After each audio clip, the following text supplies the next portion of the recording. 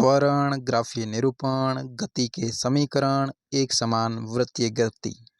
नमस्कार साथियों, बायो गुरुजी बीएचडी में आपका हार्दिक स्वागत है। आज अपन अध्ययन करने वाले हैं त्वरण और गति के समीकरण, ग्राफीय इनका निरूपण और वृत्तीय गति एक समान किस प्रकार होती है। त्वरण जो वेग में परिवर्तन की दर होती है उसी को त्वरण कहा जाता है। त्वरण को ए से निरूपित किया जाता है।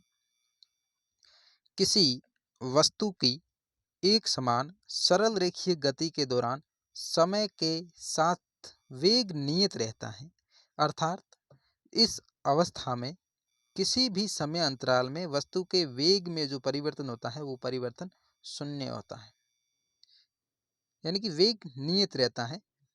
त्वरण के अंदर क्या होता है कि वस्तु अगर एक समान सरल रेखीय गति के दौरान चलती है तो समय के साथ में वेग जो है वो नियत रहता है, स्थिर रहता है, उसमें जो परिवर्तन होता है वो शून्य होता है। असमान गति में वेग समय के साथ परिवर्तित होता है। सरल रेखीय पथ में अगर गति हो रही है तो वहाँ पे वेग जो है वो स्थिर रहेगा, और लेकिन असमान गति से वेग जो है वो समय के साथ परिवर्तित होता है। किसी भी समय अंतराल पर वस्तु के वेग में परिवर्तन शून्य नहीं होता है। किसी भी समय अंतराल पर वस्तु के वेग में परिवर्तन है वो शून्य नहीं हो सकता है। त्वरण है, त्वरण किसको कहेंगे कि वेग में परिवर्तन और उस परिवर्तन में लिया गया जो समय है इसके अनुपात को त्वरण कहा जाता है। यदि एक वस्तु का वेग यानी कि प्रारंभिक वेग u है और t समय में बदलकर वो v हो जाता है, बदलकर, तो इस समय के अंदर ये जो v हुआ है t समय में, तो इसका त्वरण क्या हो जाएगा? त्वरण हो जाएगा v minus you upon T, यानी कि अंतिम वेग माइनस प्रारंभिक वेग अपॉन टी, ये इसका सूत्र हो जाएगा। और इस प्रकार की गति को त्वरित गति कहा जाता है। त्वरित गति किसे कहेंगे कि जो प्रारंभिक वेग और अंतिम वेग है इनका जो अंतर है, इसमें अगर समय के साथ इनका जो अंतर है वो त्वरण कहलाता है, और इस प्रकार की गति को त्वरित गति कहते हैं। यदि त्वरण वेग की दिशा में है तो इसे धनात्मक लिया जाता है, और यदि यह वेग के विपरीत दिशा में है तो इसे ऋणात्मक लिया जाता है। त्वरण का जो मात्रक होता है वो मात्रक होता है मीटर प्रति सेकंड स्क्वायर। मीटर प्रति सेकंड स्क्वायर इसका मात्रक होता है, या मीटर सेकंड माइनस 2 पावर में इसका मात्रक लिखा जाता है। त्वरण को अपन ने देखा ए से व्यक्त करते हैं। यदि एक वस्तु सीधी रेखा में चलती है और इसका वेग समान समय अंतराल में समान रूप से घटता है या फिर बढ़ता है तो वस्तु के त्वरण को एक समान त्वरण कहा जाता है। यानी कि वस्तु अगर सीधी रेखा में चल रही है और इसके जो वेग है, वेग एक समान समय अंतराल के अंदर समान रूप से या तो बढ़ रहा है या फिर घट रहा है, तो इस वस्तु के जो त्वरण होगा वो कैसा होगा? वो एक समान त्वरण कहा जाएगा।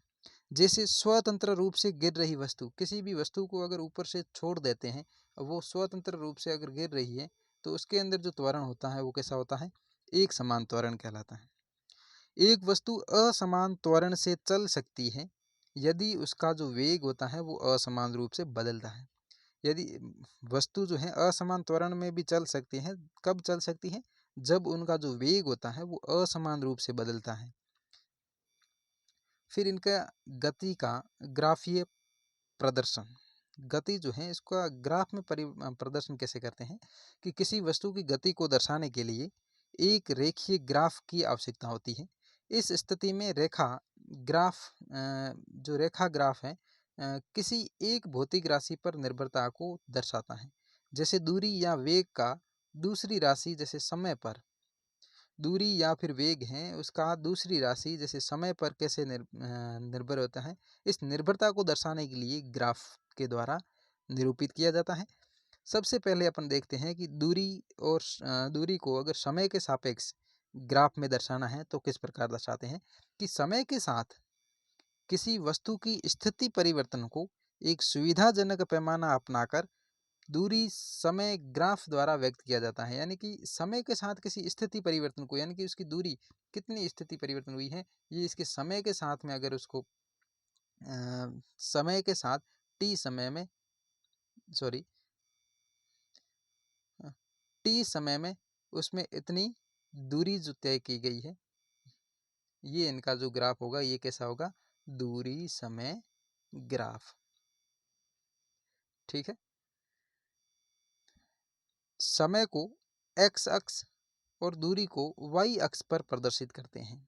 यानी कि एक्स अक्ष और वाई अक्ष, ये इसकी जो दूरी है वाई अक्ष पे आएगी, यहाँ पे दूरी वाई अक्ष, और ये जो एक्स अक्ष है इन एक्स अक्ष पे कैसी आएगी, एक्स अक्ष पे जो आएगा वो आएगा समय टी। इस ग्राफ को विभिन्न अवस्थाओं में प्रदर्शित करते हैं, जैसे कि वस्तु की एक समान चाल या असमान चाल या इसकी विरामावस्था। इन सभी के लिए एक समान चाल से अगर वस्तु की परिवर्तन हो रही है स्थिति में, या असमान चाल से भी परिवर्तन हो रही है, या फिर इनको विरामावस्था में होती है, इन सभी अवस्थाओं के अंदर दूरी समय ग्राफ का प्रयोग किया जाता है। एक समान चाल के लिए वस्तु द्वारा तय की गई दूरी जो है, इस दूरी लिए गए समय के समानुपाती होती है। एक समान अगर चाल है तो इस एक समान चाल के अंदर तय की गई जो दूरी है वो किसके समानांतर होती है या समानुपाती होती है, समय के साथ समानुपाती। जैसे पहला ग्राफ जो है इसको देखते हैं, ये समान चाल का ग्राफ है।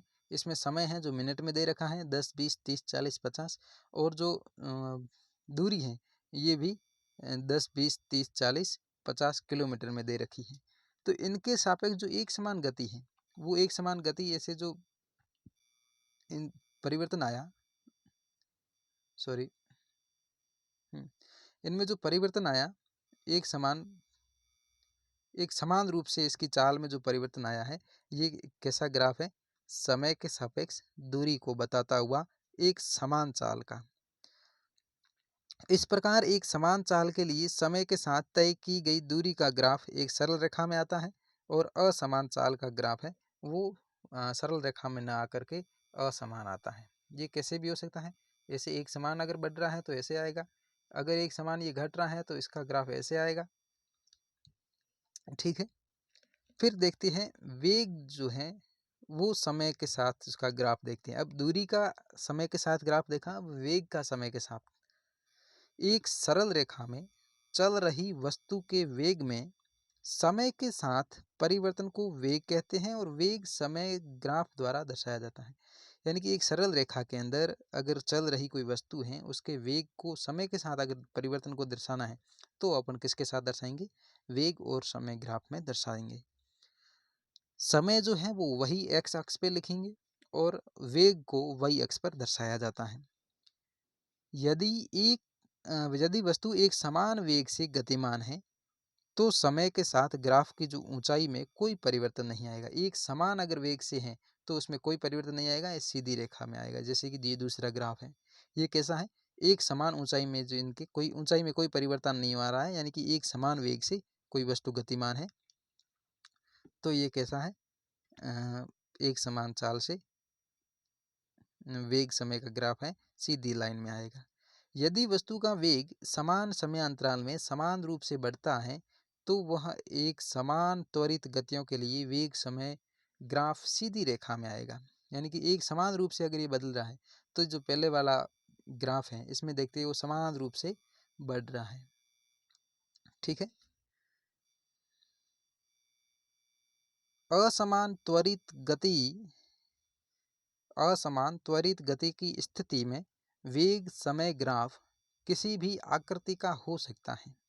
असमान त्वरित गति के अंदर वेग और समय का जो ग्राफ है किसी भी आकृति का हो सकता है। कभी कम हो जाती हैं, कभी बढ़ती हैं, उनका जो त्वरण है वो बढ़ता रहता है, वो मतलब ग्राफ है वो कैसे भी निकल सकता है। ठीक है। फिर आते हैं गति के समीकरण। गति के समीकरण इस चैप्टर में सबसे इम्पोर्टेंट पार्ट है। देखते हैं कि कोई वस्तु सीधी रेखा में एक समान त्वरण से चलती है तो एक निश्चित समयांतराल में समीकरण के द्वारा उसके वेग, गति के दौरान त्वरण और उसके द्वारा तय की गई दूरी के संबंध में दूरी में जो संबंध स्थापित करना संभव है, जिन्हें गति के समीकरण के नाम से जाना जाता है। यानी कि गति के समीकरण किसके आधार पर निकाले हैं कि वो एक समान त्वरण से चल रही हैं तो उसमें उसका वेग और गति के दौरान उसका त्वरण और समय, इनके साथ में संबंध स्थापित करके ये समीकरण दिए गए हैं और इन समीकरणों को गति के समीकरण नाम दिया गया है। ये समीकरण जो हैं गति के तीन समीकरण हैं। पहला समीकरण जो है वो है v बराबर u plus A T. v क्या था? v अपन ने देखा था कि अंतिम वेग, और u था, u क्या है? प्रारंभिक वेग, a त्वरण और t समय, यानी कि v बराबर u प्लस ए टी, यानी कि v बराबर u प्लस ए टी। ये इसका पहला समीकरण है जो वेग एवं समय के संबंध दर्शाता है। ये किसका संबंध दर्शाता है? वेग और समय का त्वरण के साथ संबंध दिखाता है। दूसरा समीकरण है कि s बराबर U T plus half A T square, यानी कि s क्या है? s यानी कि विस्थापन है, u क्या है? u प्रारंभिक दूरी वेग है, t समय है, a त्वरण है और ये t वापस समय है। ठीक है। इसी प्रकार गति का तीसरा जो समीकरण है वो है 2as बराबर v square minus you square, यानी कि 2a यानी कि त्वरण, s यानी कि विस्थापन किसके बराबर होंगे? ये होंगे अंतिम वेग v स्क्वायर माइनस प्रारंभिक वेग यू स्क्वायर, यानी कि अंतिम वेग से जब प्रारंभिक वेग घटाएंगे तो वो किसके बराबर आएगा? वो आएगा 2 गुणा त्वरण इंटू विस्थापन के बराबर। ठीक है। ये तीन गति के नियम है, नियम नहीं, समीकरण है।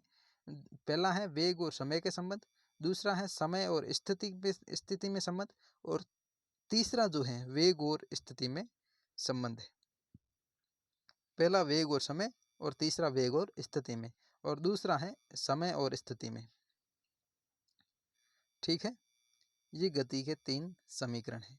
अब आता है लास्ट, इस 8वें चैप्टर यानी कि गति का लास्ट पार्ट है एक समान वृत्तीय गति।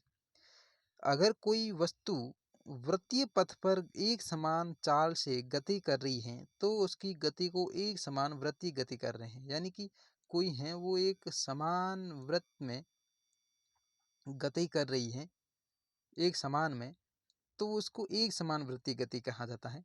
यदि त्रिज्या आर वाले, ये त्रिज्या है, त्रिज्या आर वाले वृत्तीय पथ का एक चक्कर लगाने में, एक चक्कर इसको पूरा करने में टी समय लगता है या टी सेकेंड का समय लगता है, तो इसका जो वेग होगा वो कैसा वेग होगा?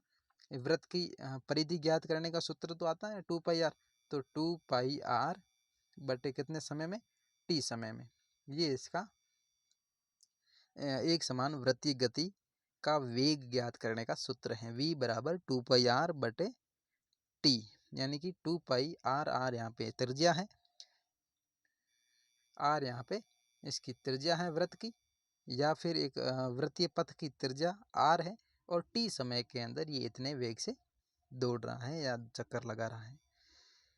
एग्जाम्पल इसकी देखें, इनकी एक वृत्तीय पथ पर दौड़ता हुआ जो एथलीट है, वो एथलीट कैसे चक्कर लगाता है? वो एक वृत्तीय गति में एक समान रूप से वो गति करता है। इसका जो वेग निकालना है तो 2πr बटे टी से निकाल सकते हैं। वृत्तीय पथ पर धागे से बंधा पत्थर, जैसे वृत्तीय पथ है तो वृत्तीय पथ से धागे से बंधा हुआ जो पत्थर है ये भी कैसी गति करता है? एक समान वृत्तीय गति करता है। अभी अपने चंद्रयान 3 जो लॉन्च हुआ था वो भी पृथ्वी के सापेक्ष वृत्तीय गति करता करता जब चंद्रमा पे प्रक्षेपित किया गया तो चंद्रमा पे भी वृत्तीय गति करता करता वहाँ पे लैंडिंग कर दी। तो वो भी किसका उदाहरण है? एक समान वृत्तीय गति। ठीक है। इसी के साथ में 8वां चैप्टर अपना जो गति से संबंधित था ये पूरा होता है। इसके बाद में इसके गति के जो नियम हैं वो अगले चैप्टर में पढ़ेंगे और अगले चैप्टर में बल भी पढ़ेंगे कि बल क्या होता है, बल कैसी राशि है, अदिश है या सदिश है, गति के नियम कितने हैं, उनके बारे में अगले चैप्टर में अध्ययन करेंगे। आज के लिए इतना ही। बहुत बहुत धन्यवाद। जय हिंद, जय भारत।